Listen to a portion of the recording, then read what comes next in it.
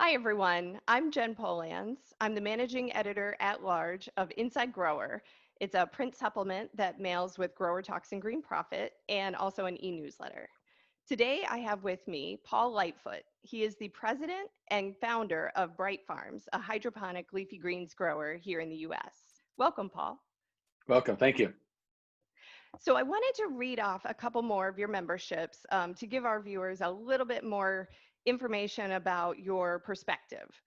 So Paul is also the founder and chairman of the CEA Food Safety Coalition, a member of the board of directors for United Fresh Produce Association, and was recently appointed to the USDA's Fruit and Vegetable Industry Advisory Committee that advises the Secretary of Agriculture. So you're wearing a lot of hats these days. I am, and I think it's probably a reflection of the rise of the industry. Growing leafy greens indoors when I began the company in 2011 seemed a little bit avant-garde. Perhaps a little bit early, but now I believe it's considered to be an important part of the food economy, and I think those appointments probably just reflect that. Oh, absolutely. So let's dive right in because that goes exactly along with what we're talking today about some of the strengths and then also the weaknesses of the industry. So to start with, what do you consider the overall strengths for CEA food production? Yeah, and at least initially, unless I say otherwise, I'll be speaking about leafy greens because that's where I'm deepest and where I know the most.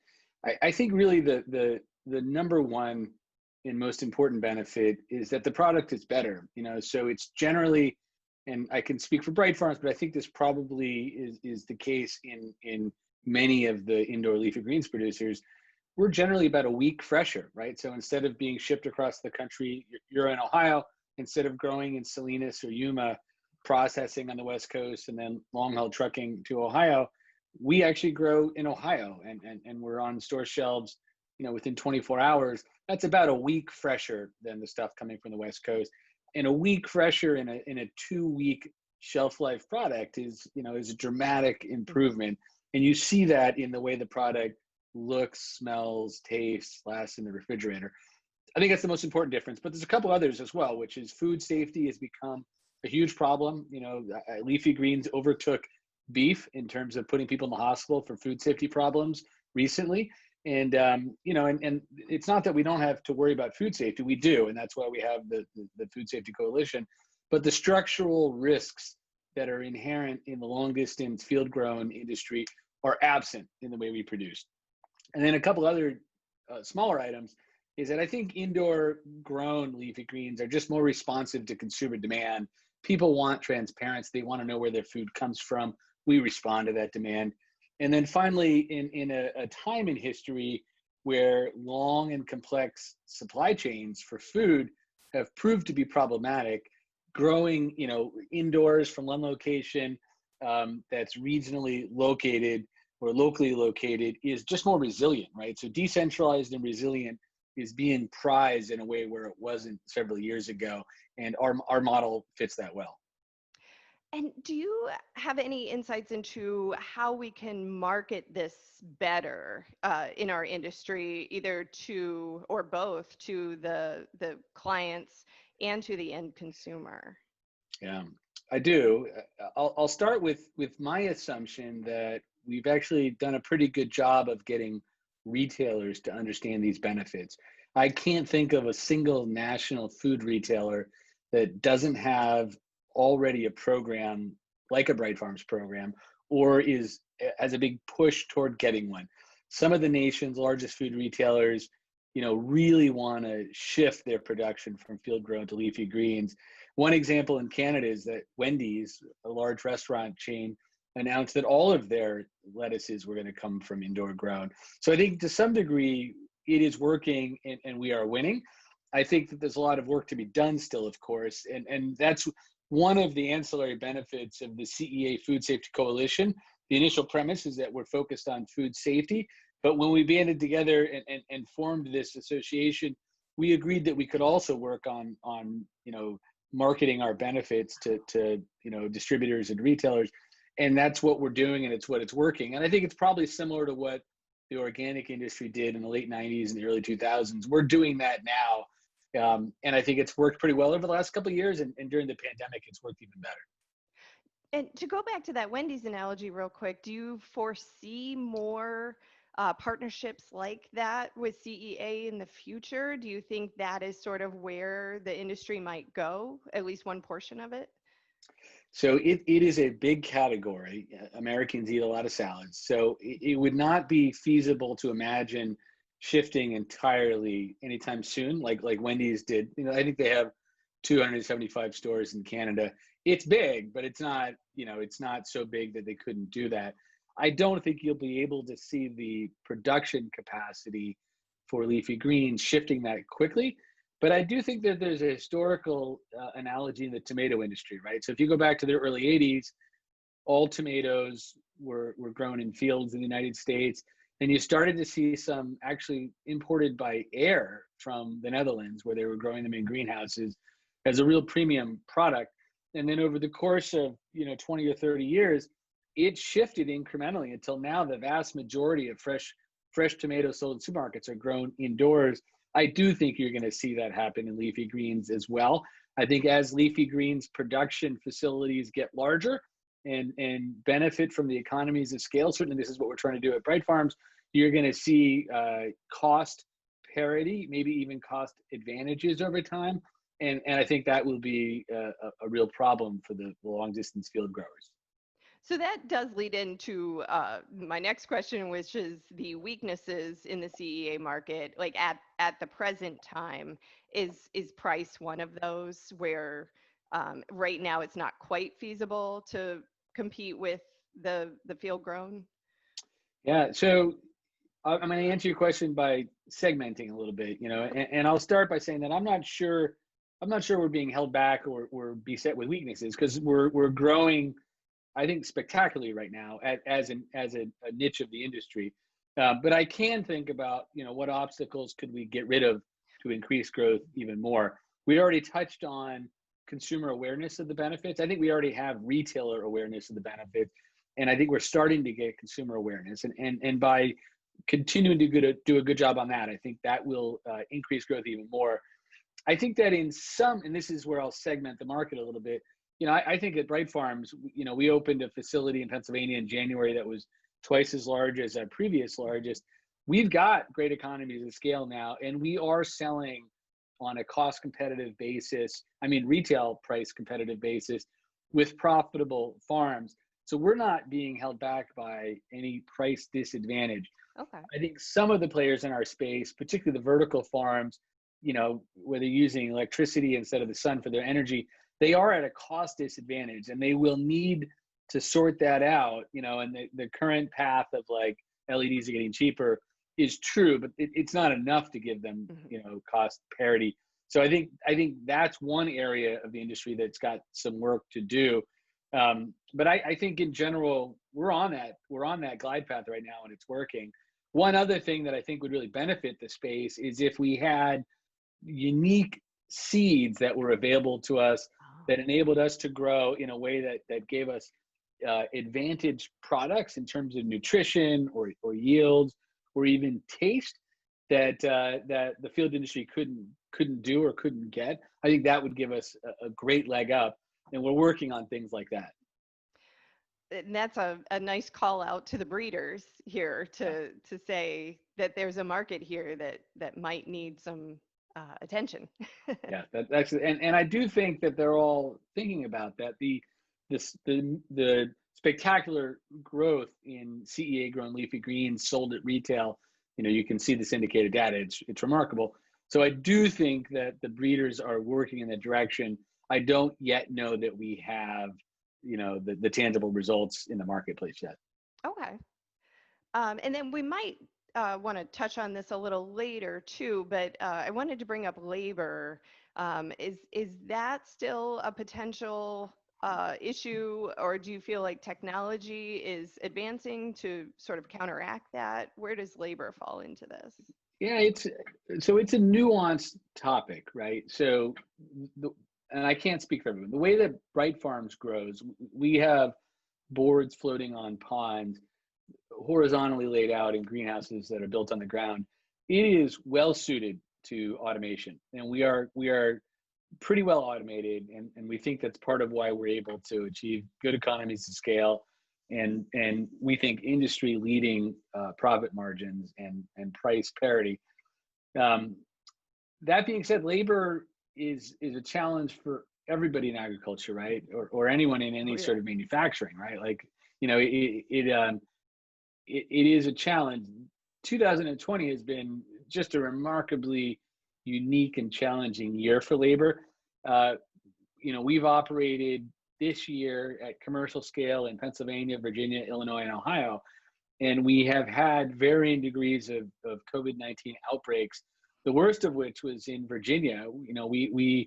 We operate in a market where we've got a workforce that's mostly Latino, which is terrific. We feel good about that. But there's a lot of density in our workforce's housing and transportation that overlaps with other agriculture businesses. And some of those other businesses were not nearly as careful as we were. We were very early in daily temperature checks, paid sick leave. If you've been exposed, we pay you to stay home for 2 weeks. Because of that, we had a lot of exposures, which increased our cost quite a bit.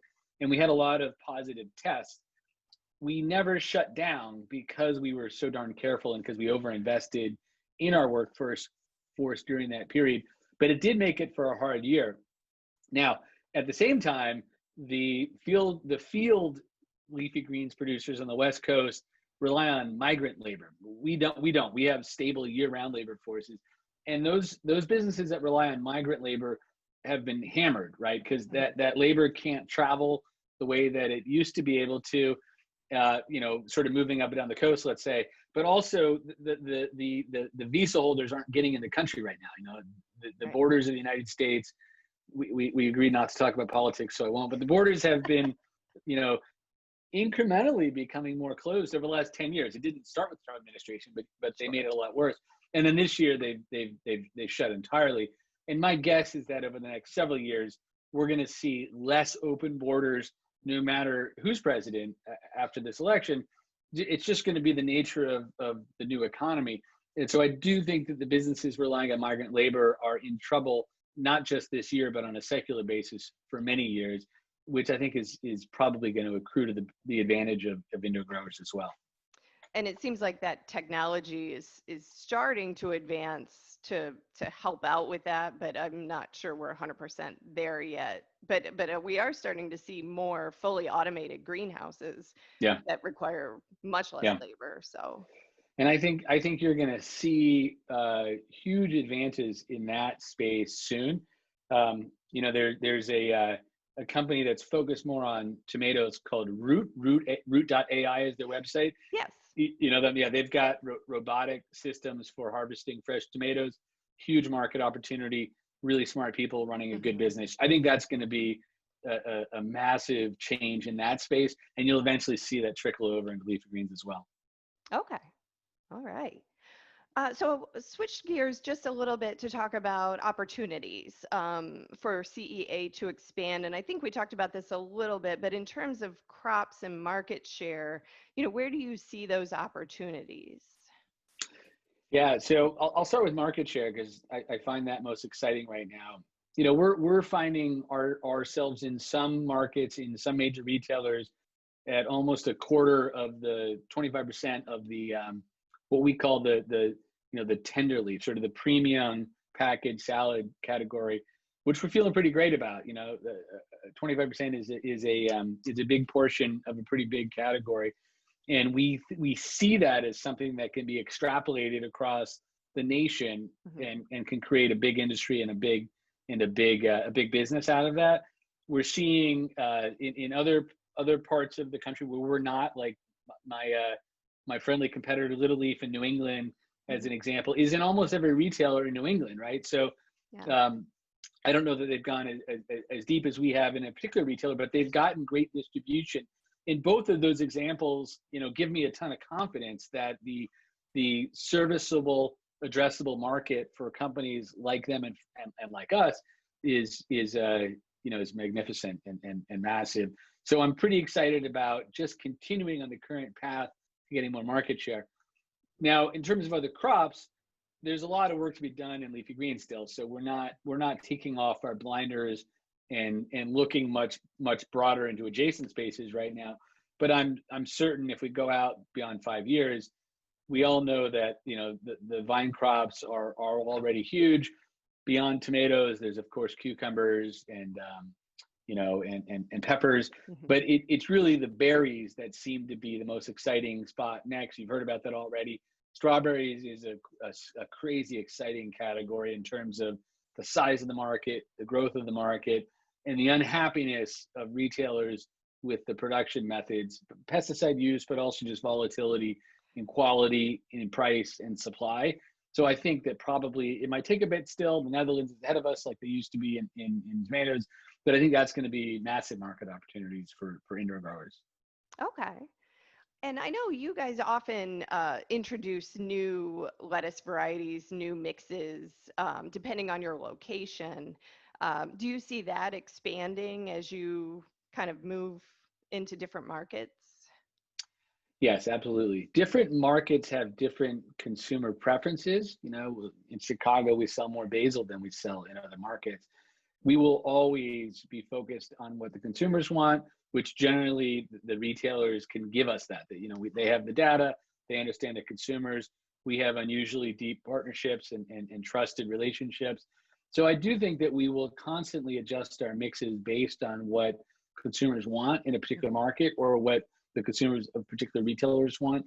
So yeah, I think so. And we do have an ongoing innovation initiative, right? That's always, in every one of our greenhouses, a percentage of capacity is dedicated to trying out new things, most of which won't work. We have a culture where we're expecting, a certain percentage of failures in our activities, right? We're not betting the farm, to use the pun, but we are willing to do things that don't work all the time to make sure we find out the things that do work. And that's been a great part of the culture.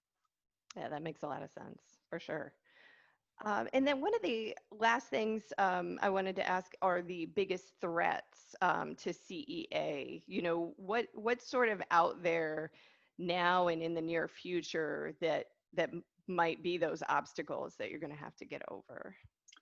I think I'm only going to talk about one because it's one that's top of mind for me and I think is critical, which is safety.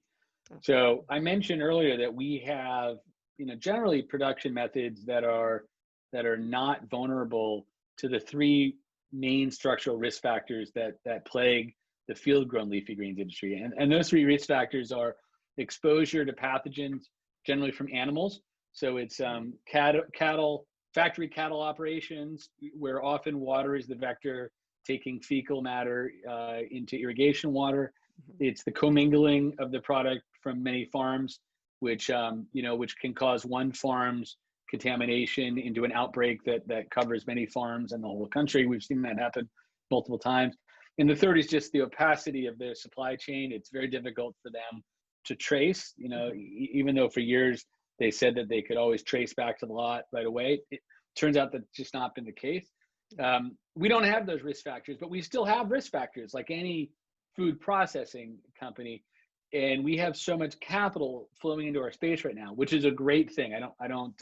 I don't wish to reverse that, but it means we have startups doing things for the first time or for the first several years who have never had recalls, don't necessarily have the historical pattern recognition of the risks from just a workforce, right? And a controlled environment for food production. So I do worry that if one of us has a stumble that results in a real food safety problem, it could hurt all of us. And that's why I'm spending so much of my time, chairing the CEA Food Safety Coalition. And that's why the Food Safety Coalition is doing what I think is such important work to make sure that all members are operating in as safe a manner as possible. So tell me just a little bit more about that. Are there going to be best practices that you'll release to the industry from the Food Safety Coalition? Yeah, so we already do that, right? So Okay. the membership, and we're probably approaching nearly 20 members now, including what I think are the leading companies in the space, Bright Farms, Little Leaf, Revel, Plenty, Bowery, Arrow Farms, and many more We already treat food safety as a non-competitive matter.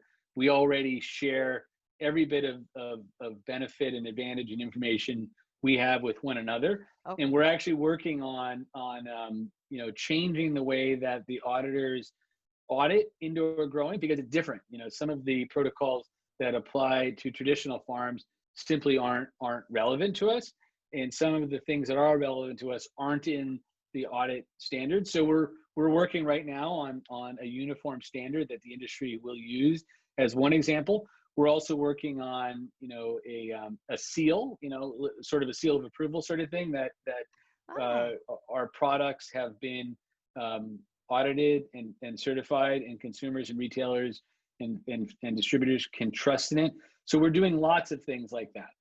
Okay. And I say it's busy. We've got people working on 5 or 6 initiatives that are intended to make consumers safer, to give greater confidence to retailers, but also to make the industry continuing to take our food safety advantage to the next level and the next level. So how would a grower get involved in the Food Safety Coalition if they want to? Yeah, Google CEA Food Safety Coalition, go to the website and fill out a form. Okay. We've got an awesome executive director, a woman named Marnie Carlin, who has a terrific background in related spaces, and she'll hook them up. Yes, and right now I have a Q&A going with her that we're hoping to run in an upcoming newsletter. Great. So we'll talk a little bit more about food safety. She's the best. Awesome. So I have 2 more questions for you, and this one's focused on COVID, since this is something that's taken over all of our lives for the last several months, and it seems to have changed CEA. How has COVID changed the trajectory of the industry? Well, I think that the way that COVID changed the sort of national dialogue about food and the food supply is that it proved, I contend, that our decentralized model is more resilient to major disruptions in the national food supply chain, whether that's food safety outbreaks, adverse weather or problems with climate change, or as we saw a global pandemic.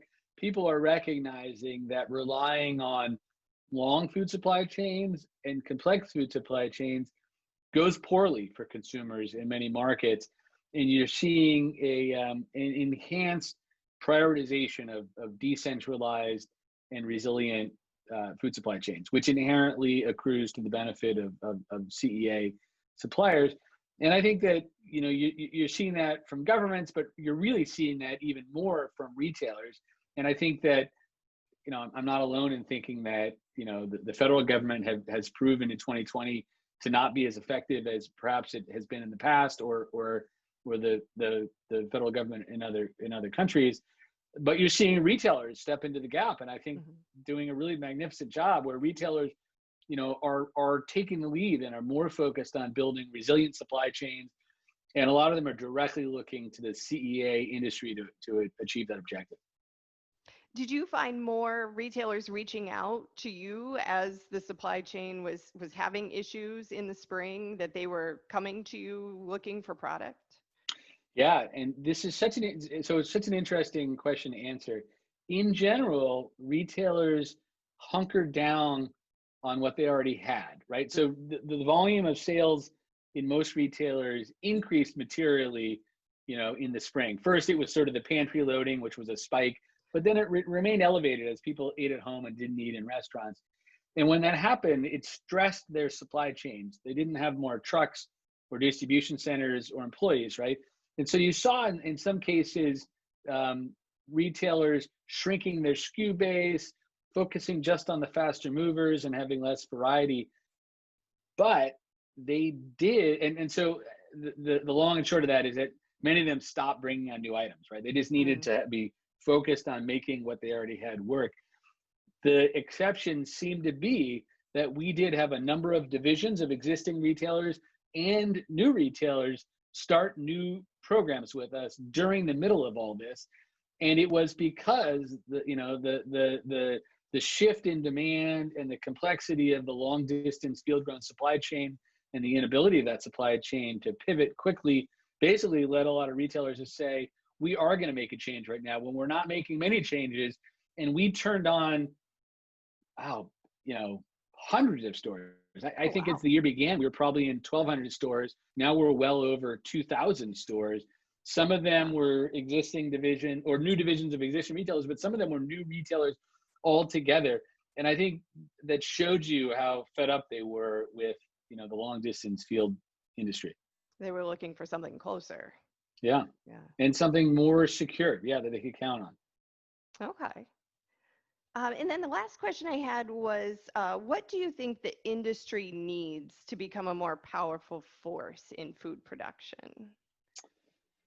Yeah. Well, powerful is it's a matter of degree, perhaps. So I start by saying that our momentum is a powerful force, right? So we're not a heavyweight in terms of market share nationally yet, but the writing is on the wall, right? Our growth in market share is unmistakable and is incrementally, expanding and compounding. I think that to continue and to increase that, the CEA Food Safety Coalition is my first answer. People that join that will find themselves to be better and better equipped to win.